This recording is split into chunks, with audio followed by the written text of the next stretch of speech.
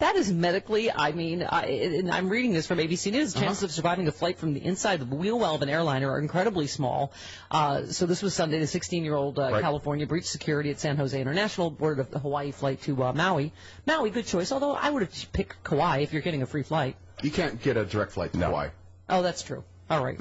We'll ask Bob Seska. Okay. He's not coming today because of George Slaughter being here, but tomorrow I'll ask him. But you'll get one of those Kon-Tiki rafts so you can row your way to Kauai. Which would be the best Hawaiian city to stow away in a wheel well, too. Yeah. Do you still get a free light when you fall out of the wheel well? Or no? Well, so they don't greet you? No, they're not. That's not cheap. Oh, you had the flower thing. Right. And the thing about a wheel well is that... You're not in any shape yet.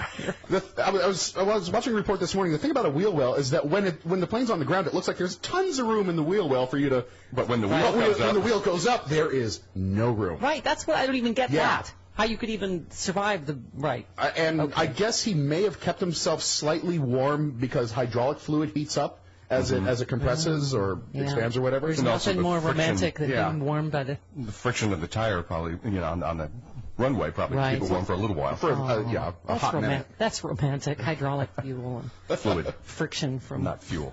Hydraulic fluid. Okay, fluid, right. You don't want fuel in your hydraulic fluid. Yeah, so when the plane touched down 5 hours later, he was unconscious inside the wheel well. An hour later, he came to and was seen walking along the tarmac. Yeah. That is just incredible. Whoa! What happened? What did I do? Oh! What? Wow! Hawaii! Who am I? Why am I here? You look like Admiral Stockdale. Yeah. What's happening? How did this happen? One doctor interviewed on ABC News said the boy's survival was almost miraculous. There is no heat, no oxygen, no pressurization, and obviously they did the numbers. The journey often ends in death, and this has happened a lot of times before. And it flies higher than the top of Mount Everest. Why do people keep doing it? It's the weirdest. I don't know. Yeah. It's not unprecedented that someone has survived a flight like this in a wheel well before, but it's not common that someone survives. Just when we thought there wouldn't be a dumber teen than the one that tweeted the terrorist threat to the airline. Okay, the kid that got in the wheel well. All right. Things that seem like a good idea at 16. Oh, heavens. All right, 17 minutes after the hour, we roll along on the Stephanie Miller Show. It is from... Yeah, it is the Stephanie Miller Show. Welcome to it. 22 minutes after the hour. 1-800-STEP-1-2, the phone number. Tom in Illinois, you're on the Stephanie Miller Show. Hi, Tommy. Good morning, Mama. Good morning, Moo. Hello. Good morning. I just found out last night that my wife and a very dear friend of our families are coming to see you guys this Saturday in Chicago. Very, very exciting. And as soon as I heard that your show was going to be here in Chicago, I wanted to get tickets, but I'm unable to take her because I'm in a show myself. And I just wondered if you could give her a shout-out, her and her friend Jody and Krista. Jody and Krista. Hi, Jody and Krista. Oh, you're a showman yourself. You're in this business we call show. I am in this business, and so is my wife, actually. Wow. She is not involved in the show right now, but I am. What kind of show are you in?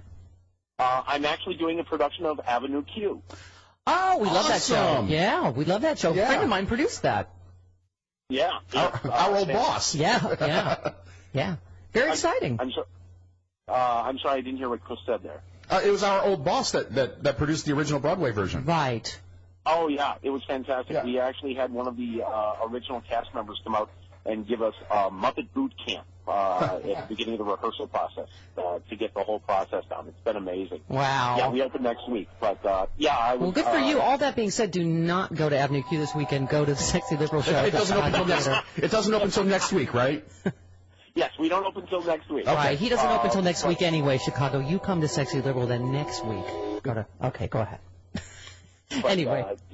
Jody and Krista are coming to see you guys. I'm so jealous. I've wanted to come and see you. I listen to you guys almost any chance I get. And just thank you for everything. You make my day just fantastic.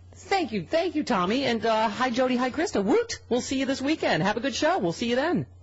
Yay! Yay!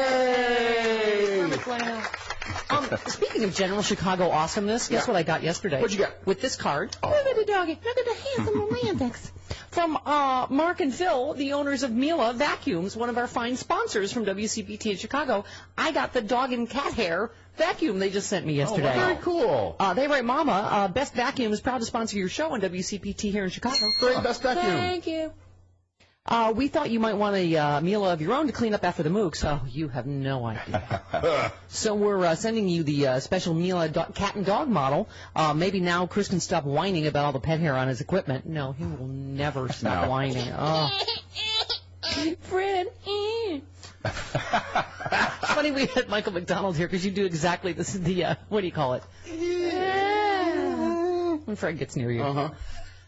Seriously, we just wanted to say thank you for lending your voice to our commercials and to let you know how much we appreciate your show and what you do. All the best. Mark and Phil, actual small business owners, trademark Stephanie Miller Show, who do not really like to listen to both sides. They just like to listen to Stephanie Miller. Right. Computer 38. And who can blame them? Exactly. Thank you. Thank you. Oh, my God, I'm so excited. What? Why? What? About the vacuum. Oh. It's well, you should get one, too, cat people. Oh, yeah. Oh, yeah. Yeah. I probably should. Well, with cats, you also have the kitty litter problem that gets tracked out of the box. I don't understand the whole going in the house thing. That is just... Your dogs go in the house all the time. No, they do not. You just had to clean something up the other day. Listen, there's we've had a couple of situations where a friend's dog peed and then, now it's fine. Everything's fine now. You just move along. You just cleaned up a big pile of diarrhea. That was a full 2 weeks ago. My dad's not going to house. When I briefly lived with the cats, with the ex, I was like, wow, when you have to walk by the litter box at the wrong time, I was like, I'll keep the litter box clean. You clean it then. Well, right when they do it. Who wasn't cleaning the litter box? Somebody might have had some passive aggressiveness toward me. Who knows? Oh, did I forget that again? No, I'm talking about right when they go. If you happen to walk by at the wrong time. Yeah, but they bury it. Yeah, they bury it, and you don't smell it. Oh, really? As much. You just clean the litter box every day. Why don't I try that in here later and see? I'll cover it up and see if you can still smell it. Look, I put sand on it. It's fine. That was like in grade school. Sand. I never understood when a kid threw up and then they threw that stuff that was The like orange stuff. Right, the orange stuff that smelled like Parmesan cheese. Boy, I'm like, no. Now that's puke with cheese on I it. still remember when Edwin Donahoe barfed in second grade, and Mr. Suggs came to clean it up with the orange. That kid. How does that make it better? I don't understand. And is there anyone that works at the school that can tell us what the hell is that orange stuff and how does it make it better? I don't know what you're talking about. We never had orange stuff. Well, Jim and I are old. They would throw orange stuff on top of when a kid puked. Try to absorb the. But it smelled. It was like orange Parmesan cheese, and I'm just saying. It's like I don't get the sprays, the lavender. It's just like, oh well, now it smells like lavender scent. My elementary school, we had outside hallways. So, yeah. Aren't you fancy? Well, so you just hose it down if someone... Well, no, this was in the class, right in the classroom. Oh, okay. Barf right All right, speaking of shows and show folk, everybody. Right, yes. Did you hear Neil Patrick Harris cursed at a fan? Yes, but he was in on character. Broadway. But he was in character, which is awesome. I curse. You will hear me curse many times. It's actually on purpose.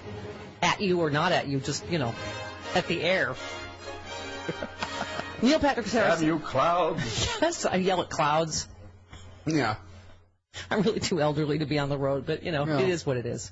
They shove you out there, and you do your thing. Where's my walker? I'm like Liza at this point. Oh, okay. Hip goes. Neil Patrick Harris had a tart response for an overeager fan who interrupted his performance of a new Broadway show. A female theater goer shouted out, "I love you, Neil." First of all, barking up the wrong tree. Right. Clearly. Plus, well, he's happily married and has children. Character. Yeah. So. Right. As the title character and Hedwig in The Angry Inch, without breaking character, he responded, "I'm doing something up here, mother." The audience cheered, and I guess it was all in good fun. Well, that's what the character would say. I'm doing something new. That's what the character would say. I totally get it. Some people, I told you, don't get what's the fourth wall thing in theater, that you're not supposed to yell at the character. I told you I had drunken friends come to a play in college, and it was the thing my character was holding a diaphragm, the birth control. Of course, in that play I saw it several years ago, she addresses the audience directly. Right. Yeah. So it's not. Anyway, they started drunkenly yelling, "Woohoo! Put it in!" And I was like, later I was like, guys. Yeah, I was playing Holly in Uncommon Women and Others by Wendy Wasserstein, in case you were wondering, everybody. I don't know anything about that. No? Nothing? Nothing. You got nothing? I got nothing. Okay. No. At least it wasn't an all-female version of Antigone or something like that.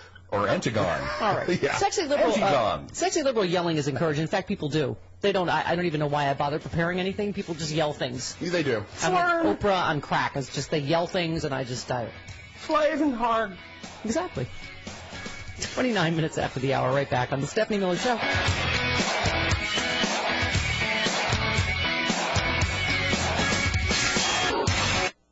Today on the